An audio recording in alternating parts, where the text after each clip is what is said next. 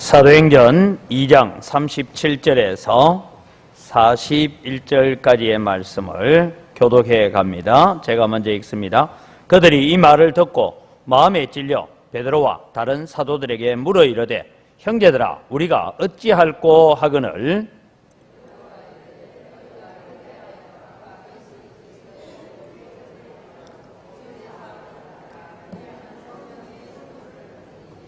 이 약속은 너희와 너희 자녀와 모든 먼데 사람 곧 주 우리 하나님이 얼마든지 부르시는 자들에게 하신 것이라 하고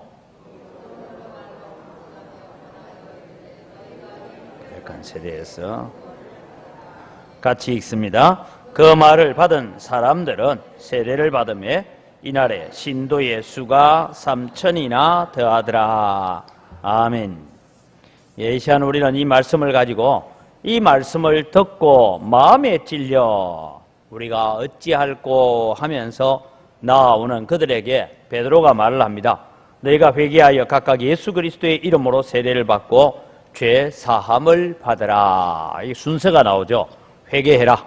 그리고 세례를 받으라. 그리하면 죄 사함을 받는다. 그리하면 성령을 선물로 받을 것이다. 한데 오늘 우리는 이 생명에 이르는 회개라는 것을 한번 배워보려고 합니다.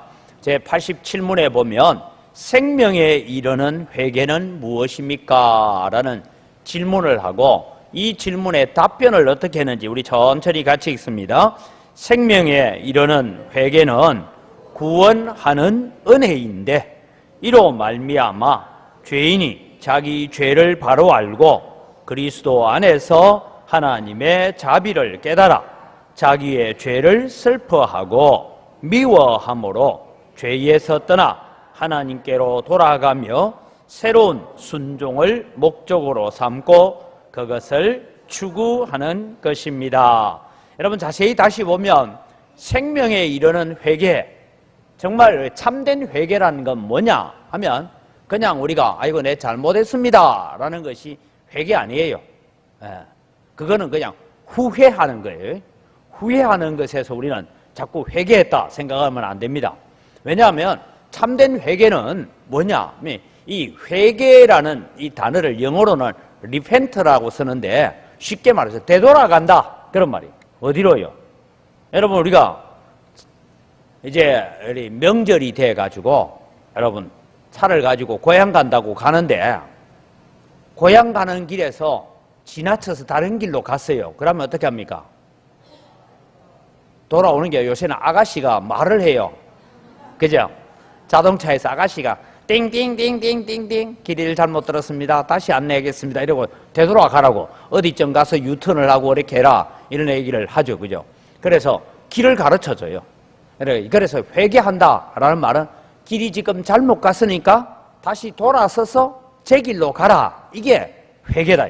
그걸 여러분 오늘 본문은 이렇게 잘 적어 있니 생명에 이르는 회개는 하나님께 주신 은혜가 없이는 회개가 안 됩니다. 여러분 왜냐?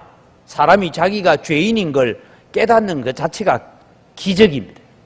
그래서 여러분 오늘 이 자리에 오신 여러분은 이미 기적을 체험한 줄 믿습니다. 예. 내가 여러분 죄인이라고 깨닫는 것 기적이에요.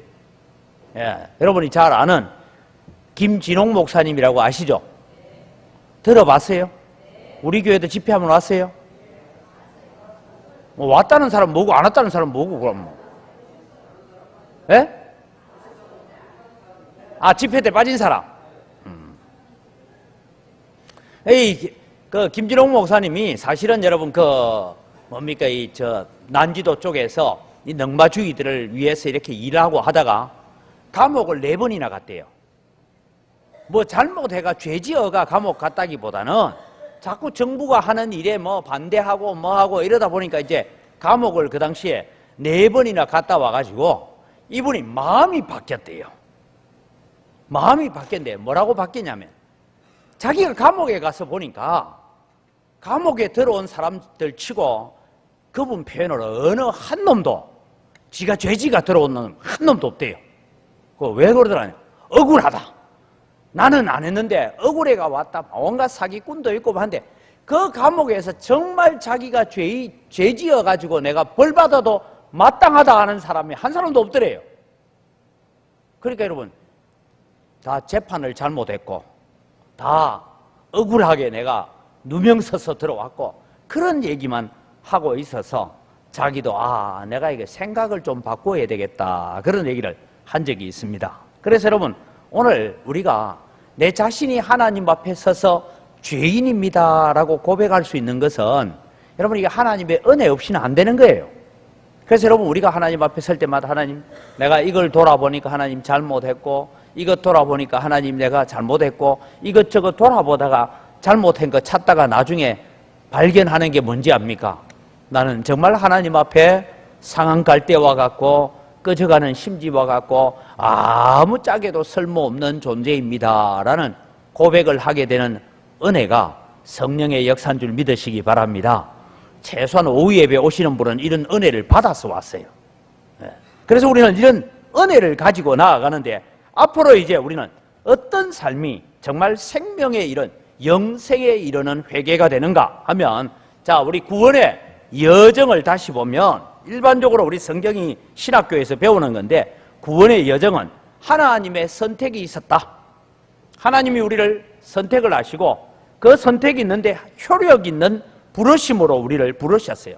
그 부르심의 소리를 듣고 우리가 회심했다라는 것이 뭐냐면 생명에 이르는 회개에 이르렀다라고 합니다.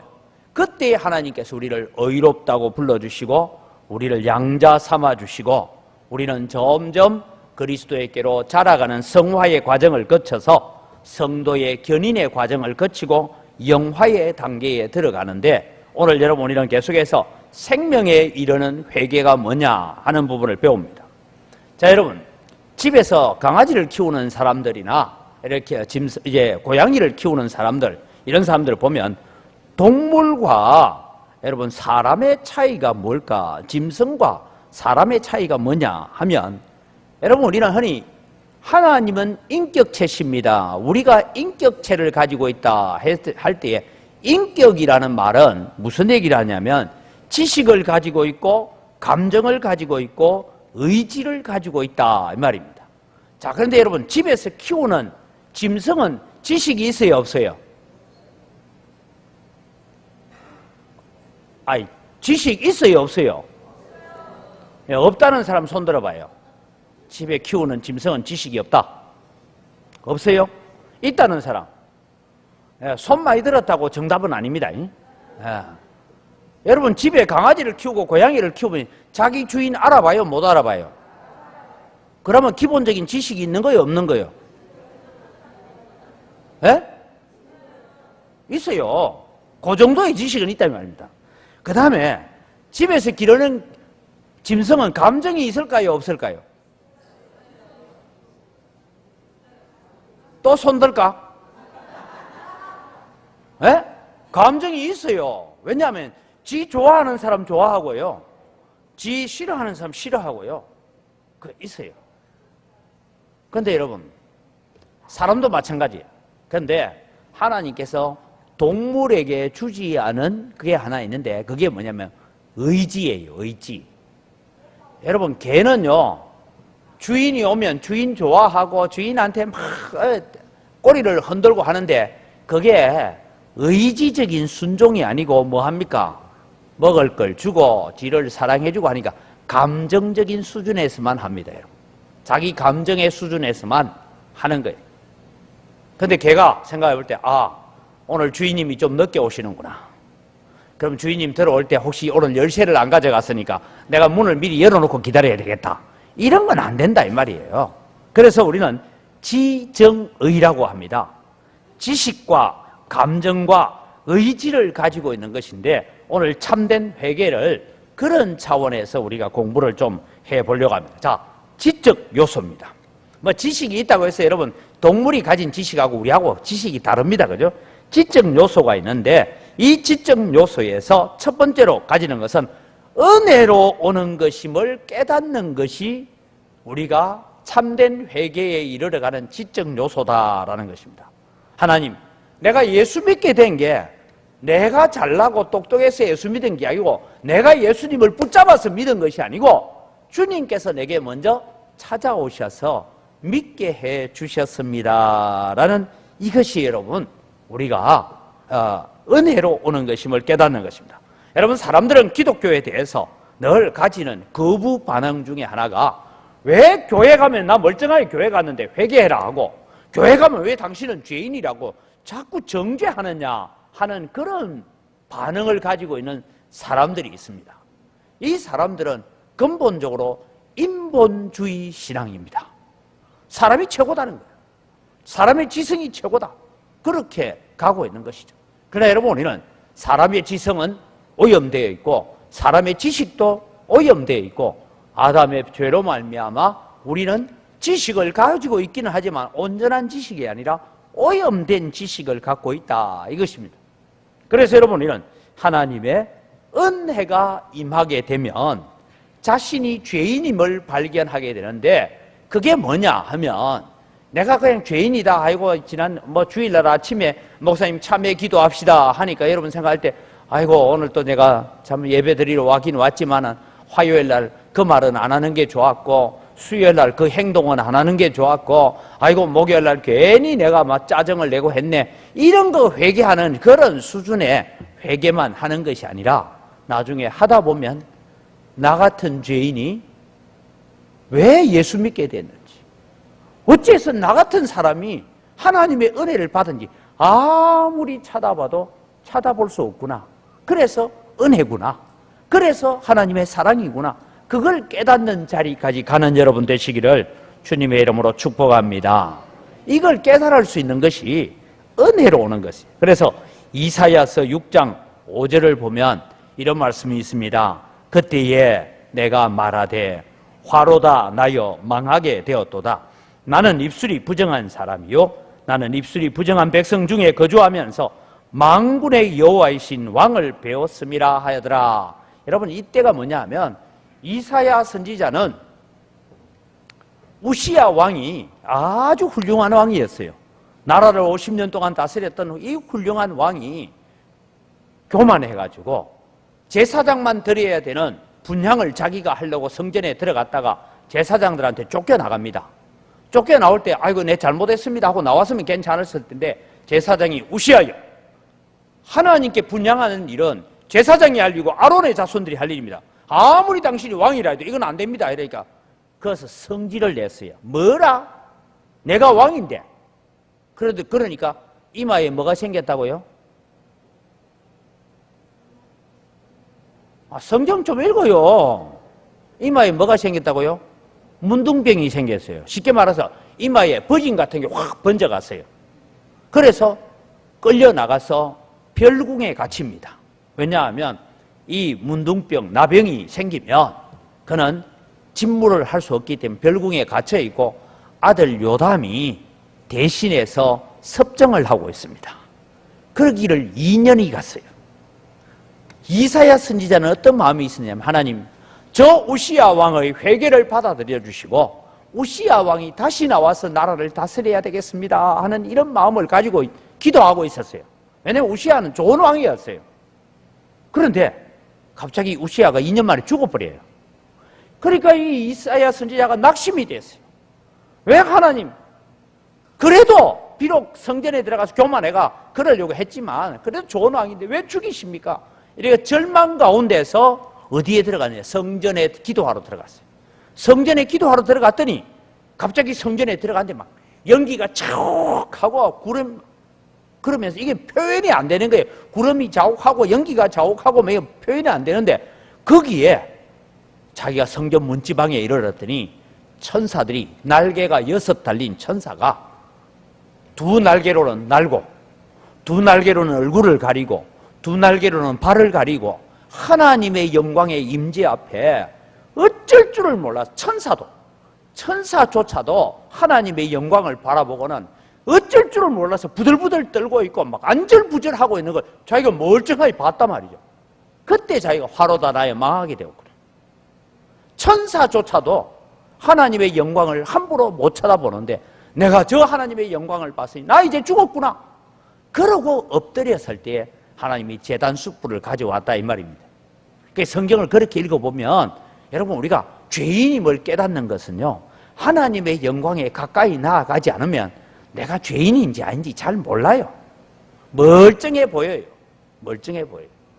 그래서 여러분, 오늘 은혜로 우리는 죄인임을 깨닫는, 누가복음 5장 8절을 같이 보죠. 시몬 베드로가 이를 보고 예수의 무릎 아래에 엎드려 이르되 주여 나를 떠나소서 나는 죄인이로소이다 하니. 이 말이 뭡니까? 밤새도록 물고기 못 잡았는데 깊은 데로 가서 검을 내려라. 그래서 고기를 잡고 난 뒤에야, 2배에 가득 차도록 고기를 잡고 난 뒤에, 아, 이분이 하나님의 아들이구나.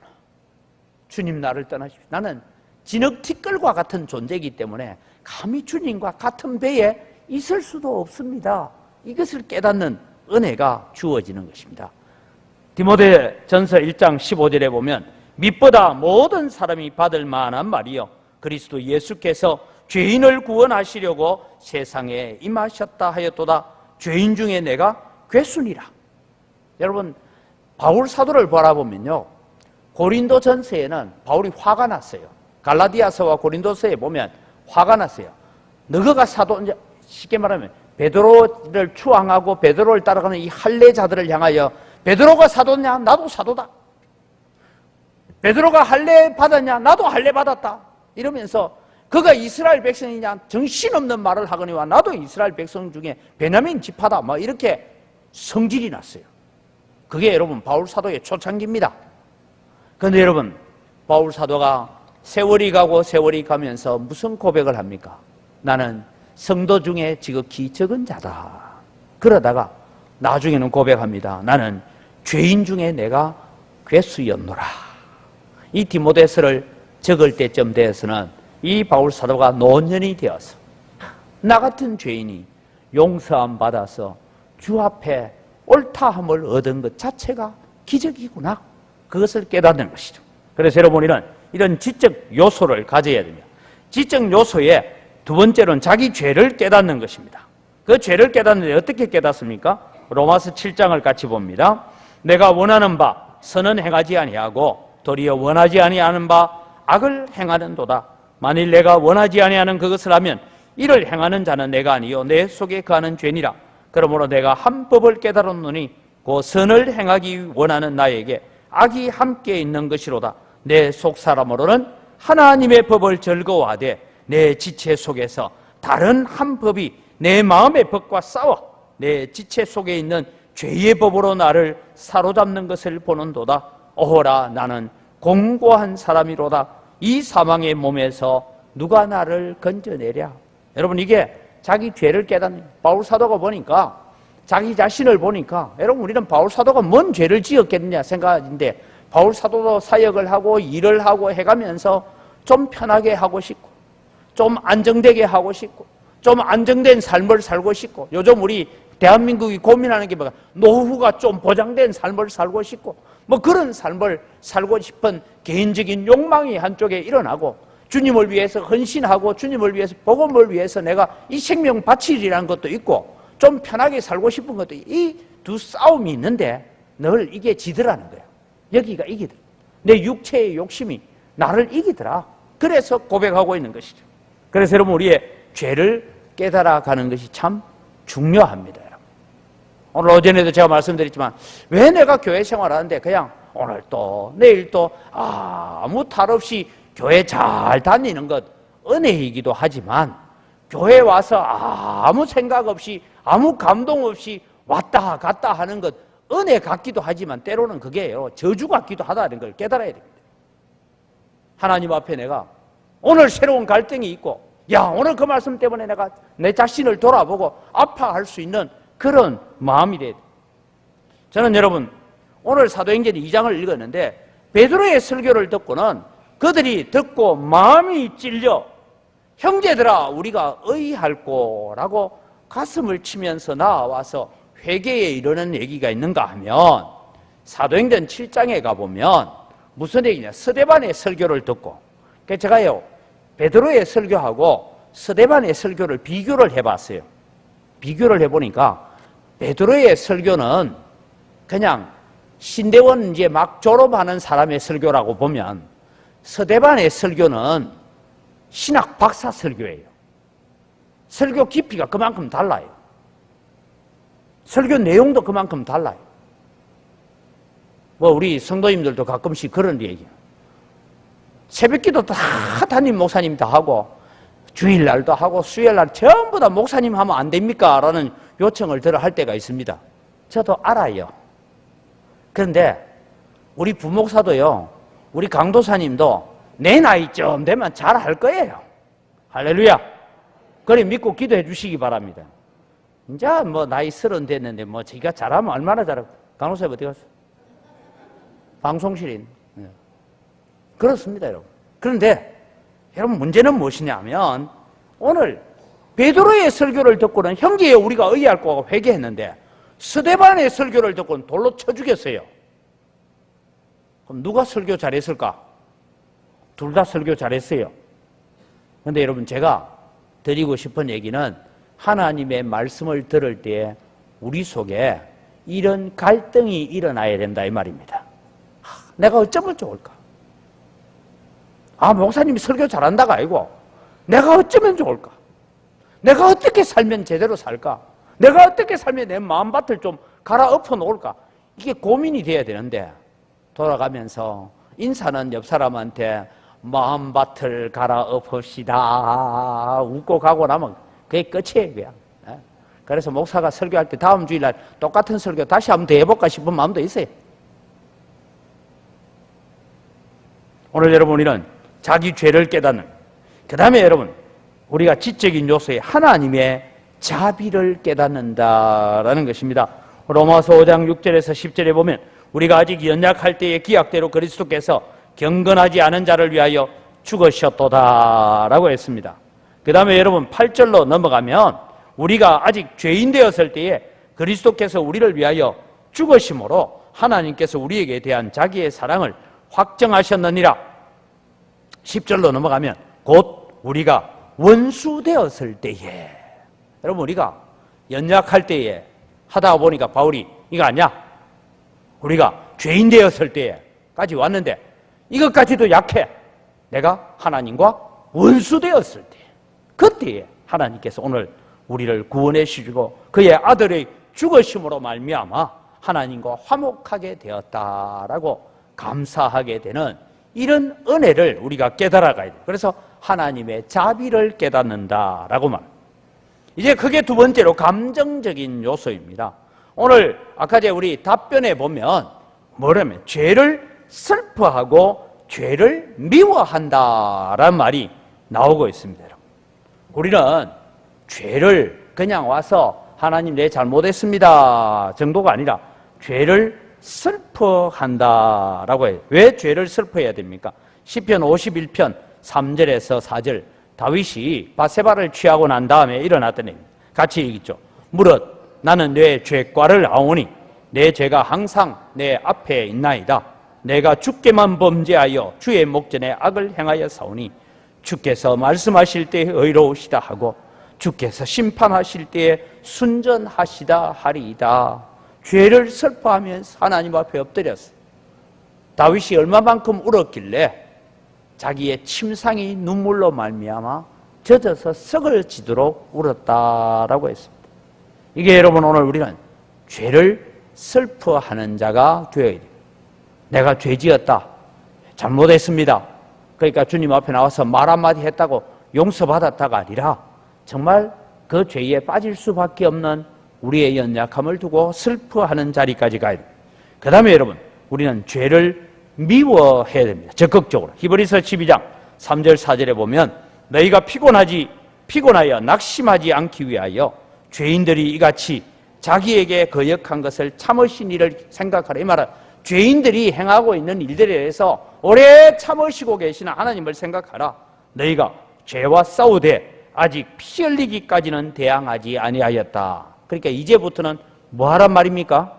피 흘리기까지 죄와 더불어 싸워라. 죄를 미워해라. 그렇게 말씀하고 있습니다. 여러분 우리는 죄와 더불어 살 수는 없습니다. 죄를 적극적으로 미워하는 자리까지 가는 것이 우리의 감정적 요소다라는 것입니다. 이제 세 번째로 우리의 의지적인 요소를 찾아봅니다. 오늘 아까 우리 답변 가운데서는 무슨 얘기가 나오냐 하면 우리는 죄를 슬퍼하고 미워할 뿐만 아니라 죄에서 떠나는 의지적인 요소, 하나님께로 돌아가서 새로운 순종을 하는 자리로 가야 됩니다. 그래서 여러분, 죄를 떠난다라는 것은 첫 번째는 죄의 습관들을 버리는 작업들이 일어나야 됩니다. 이게 여러분, 우리가 의지적인 순종이 되어야 됩니다.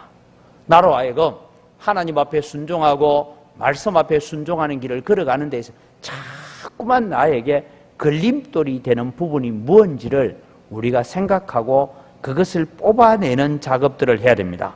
그래서 에베소서 4장 22절부터는 이런 말씀을 합니다. 너희는 유혹의 욕심을 따라 썩어져가는 구습을 따르는 옛사람을 벗어버리고 라고 말합니다. 오직 너희의 심령에 새롭게 되어 의와 진리의 거룩함으로 지으심을 받은 새 사람을 입어라 라고 말하고 있죠. 그래서 여러분, 우리는 죄를 떠나는 생활을 우리가 해가야 됩니다. 그러기 위해서는 벗어버리길 잘해야 돼요. 뭘 벗어버려야 됩니까? 죄의 습관들을 잘 벗어버려야 돼요.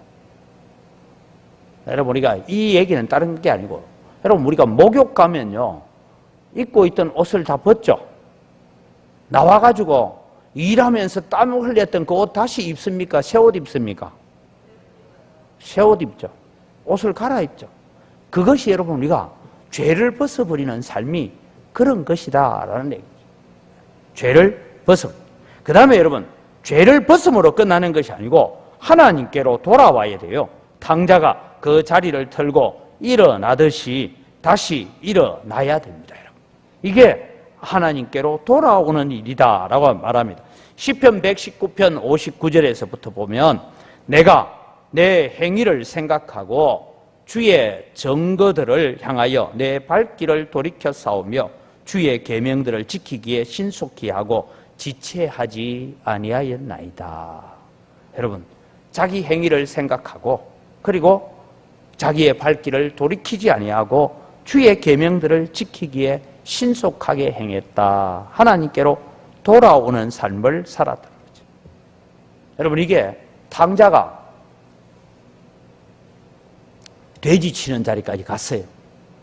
돼지를 치고 있는데 너무 가뭄이 계속되고 해서 돼지가 먹는 쥐염열매조차도 먹을 게 없어서 돼지하고 지금 돼지 죽통에 이래 생각하면 다른 말이에요.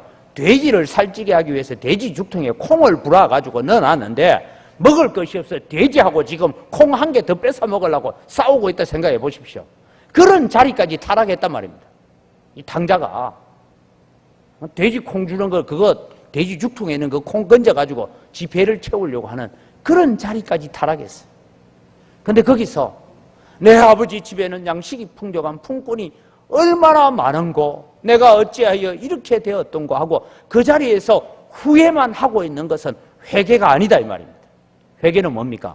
내가 일어나 아버지 품으로 돌아가리라. 비록 내가 아버지 집에 가서 아버지 재산 다 탕진했으니까 아들이라고 내가 부름을 받지는 못하더라도 아버지 집에 가서 내가 품꾼의 하나로 삼아 주십시오라고 하더라도 내가 아버지께로 돌아가야 되겠다. 그런 마음을 가지고 그 자리를 털고 일어나는 것이 회개입니다. 이것이 참된 회개에 이르는 것이다 랍니다. 그래서 요엘서 2장 13절 14절을 보면 이런 말씀을 같이 읽습니다. 너희는 옷을 찢지 말고 마음을 찢고 너희 하나님 여호와께로 돌아올지어다. 그는 은혜로우시며 자비로우시며 노하기를 더디하시며 인애가 크시사 뜻을 돌이켜 재앙을 내리지 아니하시나니 주께서 혹시 마음과 뜻을 돌이키시고 그 뒤에 복을 내리사 너희 하나님 여호와께 소제와 전제를 드리게 하지 아니하실는지 누가 알겠느냐. 메뚜기 재앙으로 말미암아 요엘 시대가 먹을 것이 없는 그런 흉년이 와 있는데 그때 요엘 선지자는 너희는 옷을 찢지 말고 마음을 찢고 하나님께로 돌아오라. 그러면 너희들에게 하나님께서 전제와 소제와 하나님께 제사 드릴 것이 있는 그런 땅으로 다시 회복시키지 않겠냐. 그러니까 돌아와라. 그 얘기를 하고 있는 것이죠. 탕자가 여러분 돼지 우리에서 아무리 후회하고 탄식하면서 슬퍼 울고 있어도 그는 아버지의 품으로 돌아가지 않으면 안 됩니다. 그 자리를 털고 일어서서 아버지께로 올 때에 참된 회개가 이루어지는 줄 믿으시기 바랍니다. 거기에 생명이 있고 거기에 영생이 있다는 것입니다. 그 다음에 여러분, 우리는 하나님께 순종함을 잘 배워가야 됩니다. 여러분, 우리가 참된 회개를 하고 있다. 저 사람, 우리가 흔히 조직에, 범죄 조직에 들어있다가 나와가지고 새 사람 되면 무슨 얘기를 해요? 저 사람이 이제 손 씻었다. 그런 얘기를 합니다. 그죠? 손 씻었다. 이제 그 죄를 털어버렸다. 그런 얘기죠. 근데 여러분, 우리나라에 아주 유명한 도둑이 있었죠. 그죠? 이름 모르겠습니까? 조세영이라고. 그죠? 이 사람은 도둑으로 유명하잖아요. 그것도 특별히 검사집 이런 부잣집만 털기로 유명한데, 이분이 나중에 이제 신학교를 가서 목사가 됐어요. 목사가 됐어요. 목사가 됐는데 또 일본 가가지고 도둑질 하다가 또 잡혔어요. 이게 여러분 버릇이 모른다고. 근데 여러분, 어떤 분이 이 사람을 두고, 이분도 오랫동안 검사 생활을 하신 분인데 이런 글을 적어놓은 걸 봤습니다. 그 사람이 그 정도로 사는 것만 해도 사람이 바뀐 거다. 왜냐하면요, 이 도둑들은요, 집을 보는 순간 저 집에는 돈이 얼마 있다, 저 집에는 보물이 뭐가 있다, 냄새로 다 안 돼요. 그게 여러분, 그렇게 생각해 보세요. 여러분, 길을 가는데 빌라가 하나 있어. 딱 보는 순간에 저 집은 금목걸이를 어디다 이어놨고 어디다가 보호하고 있고 돈은 어디다 두고 있다는 게 길가미도 보인대요. 그럼 들어가고 싶을까 안 들어가고 싶을까? 예? 여러분, 그거 잘 모르죠. 흔히 여러분, 도둑들은 돈 냄새를 맡는다 못 맡는다? 맡는다 하죠. 어디 숨겨놔도 그 자리만 딱 손녀가 돈 가져간다잖아요. 그러니까 그런 사람들이 여러분 그만큼 사는 게 천만다행이다, 이 말을 하는 걸 제가 들어봤어요. 그렇습니다. 이제 여러분, 문제는 뭐냐 하면, 나를 회개하고 가만히 있으면 가만히 있는 게 아니고, 가만히 있을 그때에 내 속에 두 가지가 들어오고 싶어요. 하나는 성령이 내 속에 들어오고 싶어 합니다.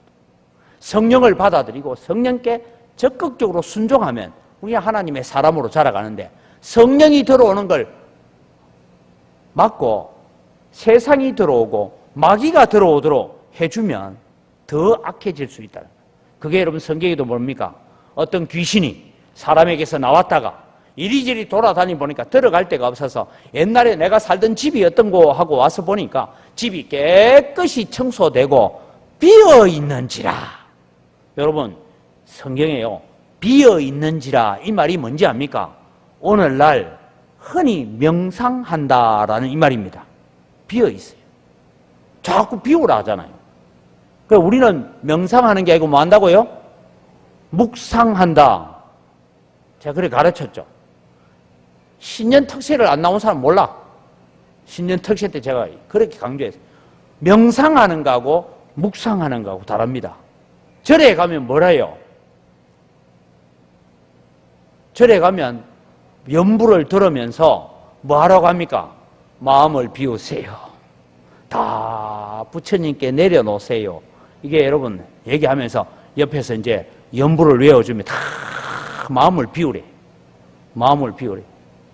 저도 어릴 때 하도 우리 이모님이 불경을 틀어놔서 제가 외웠습니다. 운율을 다 외웠어요. 머버녀버밀터 막 하는데 여러분 다 비우래. 근데 성경은 비우라고 하지 않습니다. 하나님의 말씀으로 채워라요. 요거 안 되면요, 우리는 마귀의 종이 될 수 있습니다. 그래서 날마다 설교 말씀 들어야 되고, 날마다 성경 읽어야 되고, 날마다 찬송해야 되고, 날마다 기도하고, 그러면서 근심 걱정은 주님께 내려놓고 내 빈자리를 말씀으로 채워가시기를 바랍니다. 이걸 다르게 말하면 하나님께 순종함으로 나아가라 이 말입니다. 로마서 6장 16절에 너희 자신을 종으로 내주어 누구에게 순종하든지 그 순종함을 받는 자의 종이 되는 줄을 너희가 알지 못하느냐? 혹은 죄의 종으로 사망에 이르고 혹은 순종의 종으로 의에 이르느니라. 그래서 우리는 순종하는 자리에 늘 나아가야 돼요. 순종한다는 것은 가만히 있는 거 아니에요. 적극적으로 일하는 거예요. 그래서 여러분 사무엘상 15장 22절 우리가 잘 아는 말씀이죠. 같이 봅니다. 사무엘이 이르되 여호와께 번제와 다른 제사를 그의 목소리 청종하는 것을 좋아하신같이 좋아하시겠나이까? 순종하는 제사보다 낫고 듣는 것이 순양의 기름보다 낫습니다 라고 말합니다. 욥기서 36장 11절 12절에 보면 만일 그들이 순종하여 섬기면 형통한 날을 보내며 즐거운 해를 지낼 것이요 만일 그들이 순종하지 아니하면 칼에 망하며 자식 없이 죽을 것이다 라고 말했습니다. 여기서 여러분 우리가 참된 회개는 뭐냐? 참된 회개는 여러분 죄를 안 지으려고 애쓰지 말고 하나님께서 기뻐하시는 선한 일을 하려고 애쓰는 여러분 되기를 바랍니다. 여러분 이게 생명에 이르는 회개의 결정은 뭐냐? 내가 죄인임을 깨닫고 내가 연약함을 깨닫고 다 깨닫는 거 괜찮아. 내 죄인인 줄 다 알아. 거기에 끝나지 말고 여러분 우리는 죄 안 지으려고 자꾸 애쓰기보다는 하나님이 하라고 하신 일을 적극적으로 하다 보면 죄 지을 여가가 없어져 가요. 예? 여러분 생각해 보십시오. 내일 내가 새벽 기도 가야 되겠다 하고 마음을 작정하면 아이고 저녁에 일찍 자야지. 근데 여러분 저녁에 보니까 뉴스가 나와. 뉴스가 나오는 게 너무 재밌어. 목포 얘기야 지금. 야 저기 왜 되는지 보자 하다 보다 보니까 성질 나야 안 나? 성질도 나고 막 이러다 보면 에이 저것들이 말이야 국회의원이 말이야 왜가 또 막 여러분이 막 마음에 가는 편 따라 막 이러저러 하다 보면 죄 지어요 안 지어요? 마음에 생각으로도 죄 짓고 말로도 죄 짓고 죄를 짓게 되죠. 차라리 끊고 새벽기도 나오면 어때요? 나라를 위해서 기도합시다 하면 어제 슬쩍 지나간 뉴스가 뭐예요? 하나님 이 나라가 정말 공직자들이 정말 이 나라의 지도자들이 나라를 공정하고 정직하고 바르게 이끌어가도록 뇌물 받지 않도록 공무원들이 자기의 사익을 추구하지 않도록 기도하다 보면요 미운 놈도 불쌍해져요. 그때 여러분 우리가 하나님으로부터 불쌍히 여김 받을 줄 믿으시기 바랍니다. 그게 여러분 우리가 살아가는 그래서 여러분 우리는 죄 안 지으려고 애쓰지 말고 하나님이 하라고 하신 일 열심히 하시기 바랍니다. 하나님이 우리에게 명하신 일을 열심히 하는 그런 순종의 자리에 나아갈 때 우리는 참된 생명에 이르는 회개의 자리에 이르러가는 여러분이 되기를 주님의 이름으로 축복합니다. 기도하겠습니다. 하나님 아버지 감사합니다. 생명에 이르는 회개가 무엇입니까? 생명에 이르는 회개는 구원하는 하나님의 은혜인데 이로 말미암아 죄인이 자기 죄를 바로 알고 그리스도 안에서 하나님의 자비하심을 깨달아서 자기의 죄를 슬퍼하고 이제는 죄를 미워하고 죄에서 떠난 생활을 하고 하나님께 돌아와서 하나님께 새롭고 거룩한 순종을 목적으로 삼고 추구해 가는 것이 참된 회개라는 것을 오늘 배웠습니다. 하나님 우리가 그저 지적으로 머리로만 아는 수준에 있는 것이 아니라 우리의 감정이 하나님께 감사함으로 그 은혜에 감사하고 감격하는 자리까지 서게 하여 주시옵소서. 뿐만 아니라 이제는 적극적으로 하나님의 말씀에 순종하고 하나님이 오늘 또 우리에게 부탁하신 일들을 적극적으로 감당해 감으로써 오늘 또 우리가 주님의 큰 은혜 앞에 이르러가는 그런 구원을 얻는 생명을 얻는 회개의 날마다 이르러가는 저희들 되게 하여 주시옵소서. 이 한 주간을 살아갈 때도 믿음으로 말씀으로 세상을 이기고 살게 하여 주시옵소서. 감사합니다. 예수님의 이름으로 기도드립니다. 아멘. 우리 주 예수 그리스도의 은혜와 하나님 아버지의 무한하신 사랑과 성령님의 교통하심이 생명에 이르는 회개가 무엇인지를 우리가 머리로 귀로 듣고 이제 그것을 내가 실천하고 순종함으로 날마다 영원한 생명에 이르러가는 믿음의 삶을 살아가고 하나님의 은혜의 보좌 앞으로 나아가기를 소원하는 주의 사랑하는 백성들 머리 위에 이제로부터 영원토록 항상 함께 있을지어다. 아멘.